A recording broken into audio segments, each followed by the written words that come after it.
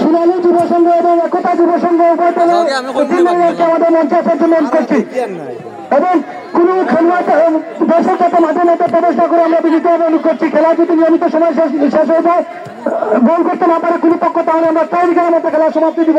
তাই অনুরোধ করছি আপনারা দয়া করে মাঠের মধ্যে কেউ প্রবেশ করবেন না, প্লিজ। আপনাদেরকে বারবার অনুরোধ করা হচ্ছে মাঠে প্রবেশ করবেন। আমরা সরাসরি 4 ঘন্টার মধ্যে খেলা শেষ করবো যদি নিয়মিত সময় গোল না হয়। সেখানে সাব্বির আবার সাবেন চমৎকার ভাবে মাইনাস আকাশ যাই হোক পলাশ আবার মুমিন থেকে পলাশ দেখা যাচ্ছে শেষ পর্যন্ত জেরিকো খেলা শেষ হবে। আপনারা কেউ যাতে মাঠের মধ্যে প্রবেশ না করেন, কারণ বেশ করলে বিশৃঙ্খলা হবে। যাই হোক সাবধান করছেন, সাবধান দিয়েছেন শতকের খেলোয়াড় ডিফেন্ডার টুইঙ্কলকে, কাকে দিবেন ভাবছেন।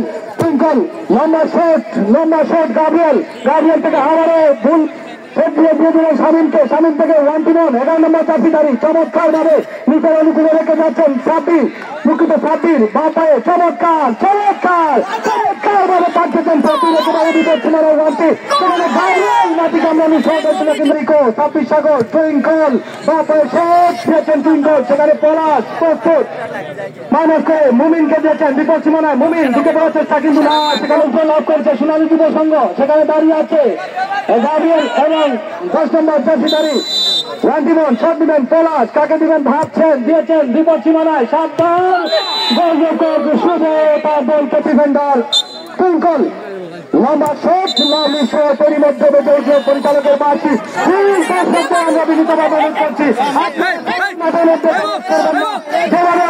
চতুর্থান্তে দাঁড়িয়ে খেলা উপভোগ করেছি। আমরা আজকে সরাসরি খেলা বিকাশের সমাপ্তি উপভোগ করবো। সেই পর্যন্ত আপনাদের কাছে আমরা দূর হাতে বিনীতভাবে অনুরোধ করছি আপনারা মাঠের মধ্যে কেউ প্রবেশ করবেন না।